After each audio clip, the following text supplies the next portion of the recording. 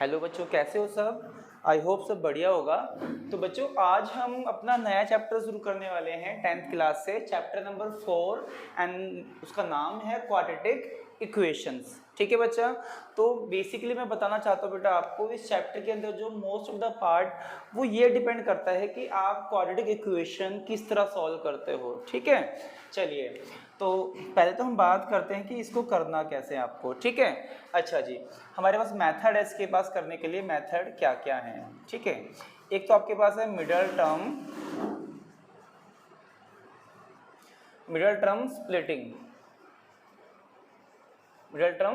Splitting बेटा। I think जो कि आप 9th में और इवन आपका जो चैप्टर पोलिनोमियल था उसमें आप सीख चुके हो। ठीक है, चलिए दूसरा है आपके पास क्वाड्रेटिक फार्मूला वाला। ठीक है जी, एक और मेथड था बट वो लास्ट ईयर आपके सिलेबस में से हट चुका है, that name is completing the square method बेटा। उस मेथड तो उसको हम डिस्कस ही नहीं करेंगे।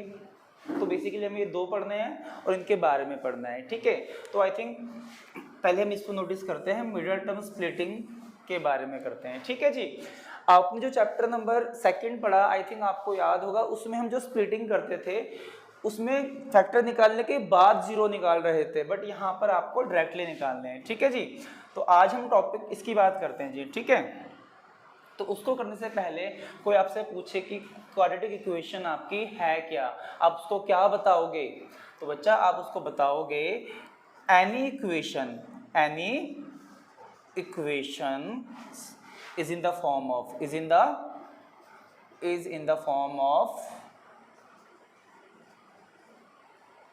of ax square bx plus c equal to 0। यानी कोई भी इक्वेशन बच्चा जिसकी डिग्री 2 होगी, डिग्री मीन्स ग्रेटेस्ट पावर होता है बच्चा, तो जिसकी फॉर्म ये वाली निकल के आती है उसको हम क्या बोलेंगे?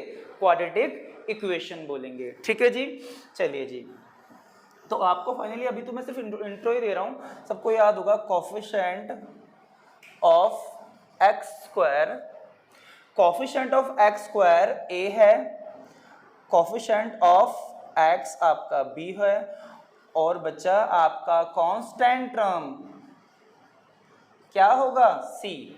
तो आई थिंक इतना पार्ट तो आपने शायद 2nd चैप्टर में पढ़ ही लिया था। ठीक है जी, चलिए जी, इसको वीडियो को रोककर लिख लीजिएगा। ठीक है जी, यहाँ तक। चलिए अब हम आगे बढ़ते हैं।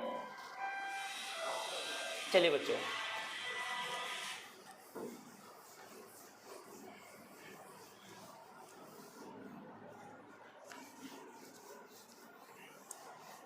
तो देखिए बच्चों, कोई भी इक्वेशन क्वाड्रेटिक कब कहलाएगी बेटा? जो उस फॉर्म में जब वो अपने आप को शो करेगा। ठीक है जी, x + 1, तो यहाँ पे आपको सिर्फ ये बताना है, अभी सिर्फ आपको ये बताना है कि क्वाड्रेटिक इक्वेशन कौन सी होती है और किन कंडीशन में बनती है वो। एक क्वेश्चन मैंने आपके लिए ये ले लिया बेटा। अब बताइए जरा, यहाँ पर अगर आप इसको ड्राइव करोगे तो क्या बनेगा? x square a square plus b square plus 2ab, ये कितना बन जाएगा? 2x, और ये कितना हो जाएगा? 6। तो ये से रिमूव हो गया बच्चों। फिर इसको मैं यहाँ लेके आऊँगा। अब बताइए क्वाड्रेटिक है या नहीं है?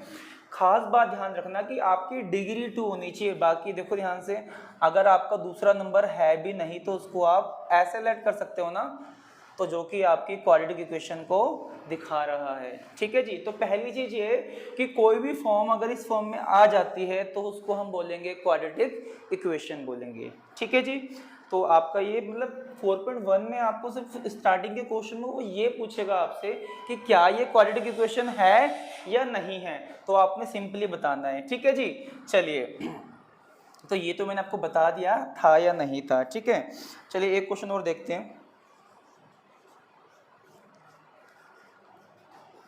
आज मैं आपका सिर्फ इंट्रो बता रहा हूँ कि भाई क्वाड्रेटिक कैसे पता लगाओगे। ठीक है, चलिए 4.1 के स्टार्टिंग क्वेश्चन में आपसे यही पूछेगा। चलिए अब इसको बताइए कि क्या ये क्वाड्रेटिक का पार्ट है या नहीं है। तो आप कैसे बताओगे, पहले आप इसको इस x की इस पूरे से करिए multiple, x square plus x, फिर माइनस है तो माइनस 2x माइनस का 2, अगेन एक्स स्क्वायर 3x, फिर माइनस का x माइनस का x और माइनस का 3। अब चेक करिए बच्चा, ये तो इससे पूरा पूरा कट जाएगा, ये कितना बच रहा है, माइनस का x माइनस का 2 प्लस का 2x माइनस का 3। अब सोचो अगर मैं इसको यहाँ लेके आ गया, इसको भी यहाँ लेके आ जाओ, तो चेक करिए माइनस का 3x प्लस का 1। अब बताओ बच्चा, क्या ये क्वाड्रेटिक इक्वेशन में आ रहा है? नहीं आ रहा है। मैंने बताया जिसकी डिग्री 2 होगी सिर्फ वही क्वाड्रेटिक बन पाएगा, अदरवाइज नहीं बन पाएगा आपका, ठीक है। तो पहले तो आपने पहचान लिया क्या है क्या नहीं है। देखिए स्टार्टिंग में बच्चा अगर हम देखें तो आपको लग रहा होगा बन जाएगा, बट एक्चुअल में वो नहीं है, ठीक है। अब हम एक का सिंपल सा क्वेश्चन लेके करते हैं उसका, देखिए बच्चों, ठीक है। चलिए बच्चों,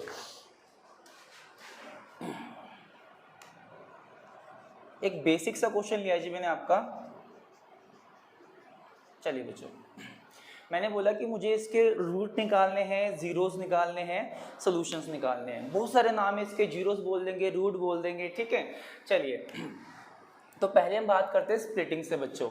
देखिए a कितना है 1, b कितना है 5 और c कितना है 4। आपका सारा फोकस स्प्लिटिंग पे होना चाहिए बच्चों, कैसे करना है आपको, ठीक है।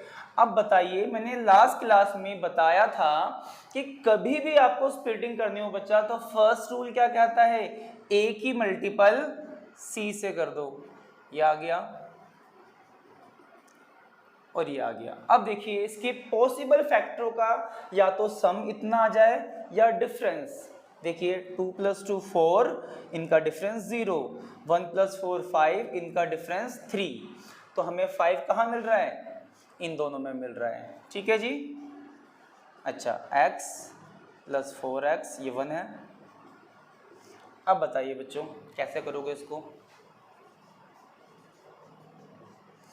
इसमें कुछ कॉमन आ रहा है, ठीक है। इसको बाहर निकाल लीजिए आप,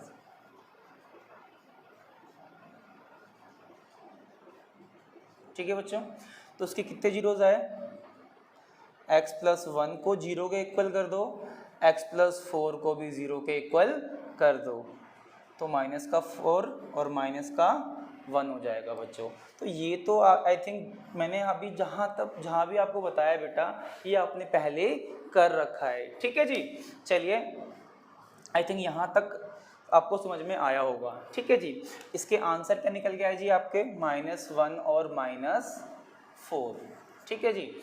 आपने करना क्या है, 4.2 में स्टार्टिंग के जितने भी क्वेश्चन है, फर्स्ट के आई थिंक 4 या 5 पार्ट है, आपको सबको इन तरीके से ट्राई करना है आपको, ठीक है जी। तो ये तो मेरी इंट्रोडक्शन क्लास थी, तो इसलिए मैं आपको बता रहा हूँ कि आपको इसे ट्राई करना है, ठीक है। चलिए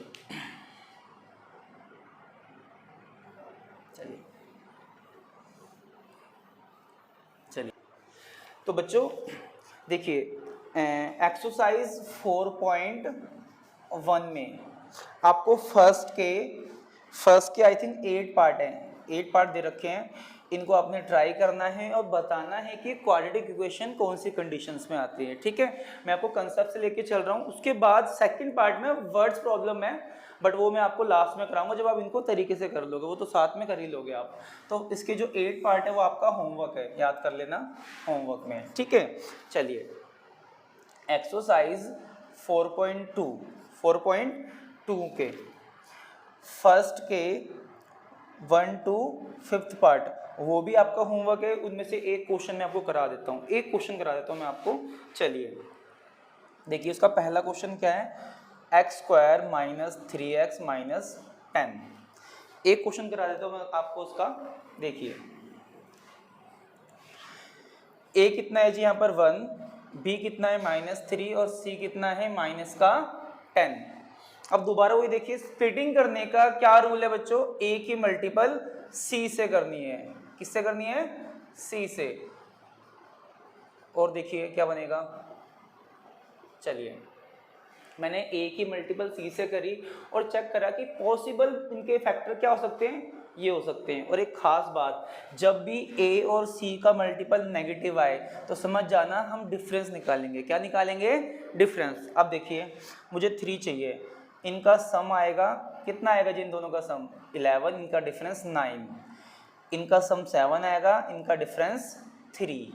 तो हमें क्या चाहिए यहाँ पे? 3 चाहिए, वो भी नेगेटिव का चाहिए। तो मीन्स बड़ा नंबर नेगेटिव का रख लो और छोटा नंबर पॉजिटिव का रख लो। चलिए जी, तो इसके बाद देखो बेटा ध्यान से, इसमें और इसमें क्या कॉमन आ रहा है? ठीक है, फिर इन दोनों में देखो, अब ये देखिए इसमें और इसमें ये कॉमन आ रहा है, तो आप इसको बाहर निकाल लीजिए और ये अंदर आ जाएगा। ठीक है जी। अब देखिए x - 5 = 0, x + 2 = 0। तो x कितना आ रहा है? 5, ये कितना आ रहा है? -2। दैट मीन्स ये क्या है बेटा? उसके सोल्यूशन आ रहे हैं इस वाले क्वेश्चन के। तो मैंने फर्स्ट पार्ट आपको करा दिया है, बाकी इसके 4 पार्ट ऐसे ही ट्राई करने हैं। तो आज के लिए बेटा इतना ही काफ़ी है, नेक्स्ट क्लास में मिलते हैं।